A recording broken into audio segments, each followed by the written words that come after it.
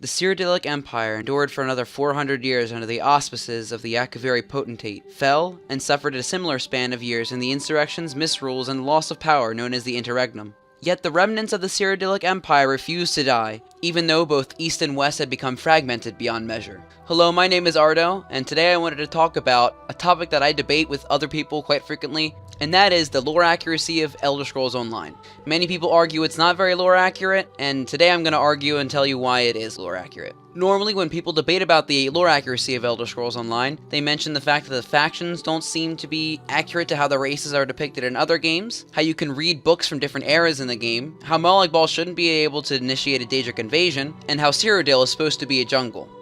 The Interregnum.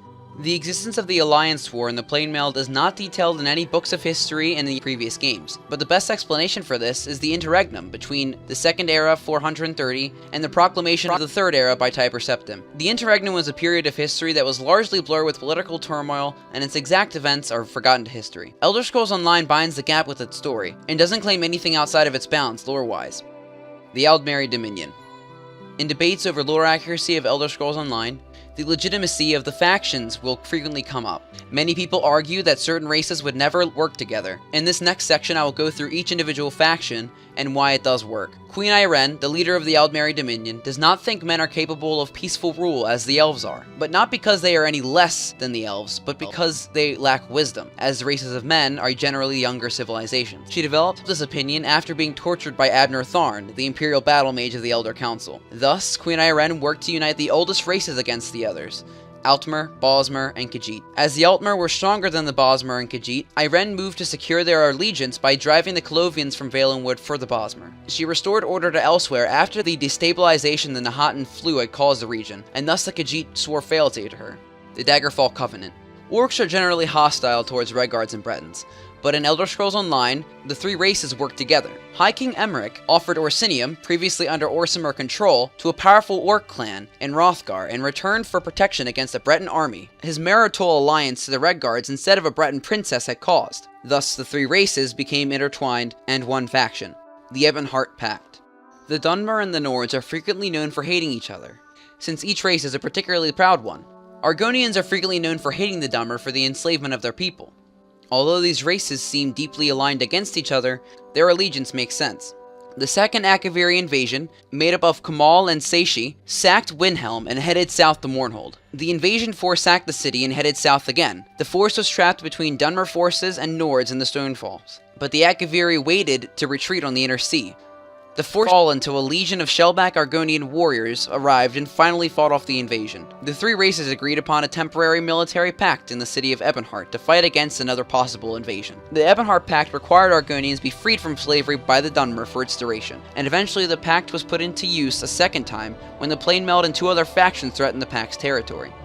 The pact is perfect, and the races' disputes are shown in the faction questline, so the potential weariness of the races to become allied is acknowledged in the game story.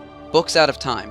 There are some books written in the 3rd and 4th era that appear in the Elder Scrolls Online, which takes place in the 2nd era 582, such as the Song of the Eskelde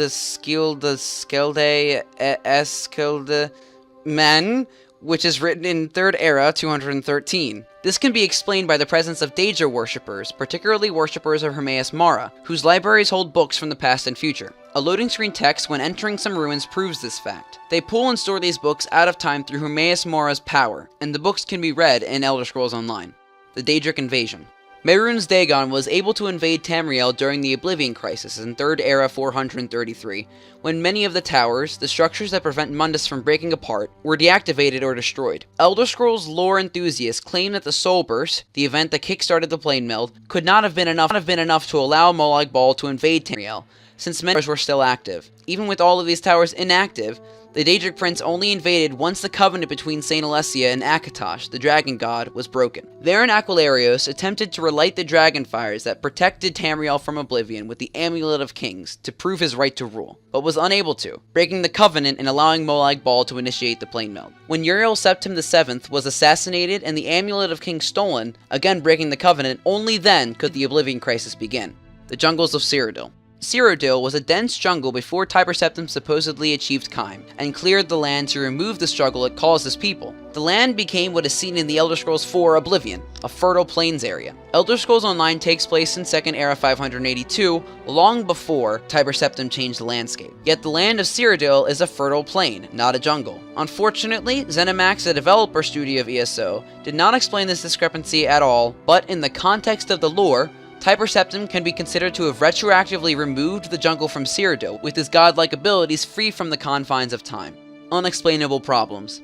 There are a couple of problems within the game, such as the size of cities and areas, which are made to be smaller and more accessible, that cannot be explained. The major cities often don't look like their counterparts in later games. This is mostly due to the fact that 1,000 years can change a city drastically, which is completely reasonable. The only significant lore issue that is not solved in ESO is the geography. Some areas are just not correct in relation to where certain locations are, or Tamriel's general geography. The largest problem I noticed in-game was Windhelm's incorrect placement. Eastmarch in ESO forms a northern border with a Sea of Ghosts, which leaves all of Winterhold completely missing from the map of Tamriel. This is something I cannot account for, but it is just a basic map design, and you don't play in Winterhold anyway. I invite any lore scholars who have anything to disagree with, or any extra information to share it in the comments below. If you enjoyed this video, please like and subscribe for more lore content like this. If you're returning from other videos, you may be wondering why this is such a far cry from my other content. I honestly want to start making lore videos because I think it's something that I'm much more interested in than gaming commentary, and I feel like I can really help people to understand the lore better if I can continue making videos like this and more informational styles of videos. If you don't like this style of video moving forward, you can go ahead and unsubscribe, but I'd really recommend that if you even slightly like this idea, subscribe and stick around for some future content, because I really want to get into lore for the Elder Scrolls, for Destiny, maybe a bit of Dark Souls. I'll see what happens. Thanks for watching, and I'll see you next time. Jesus Christ.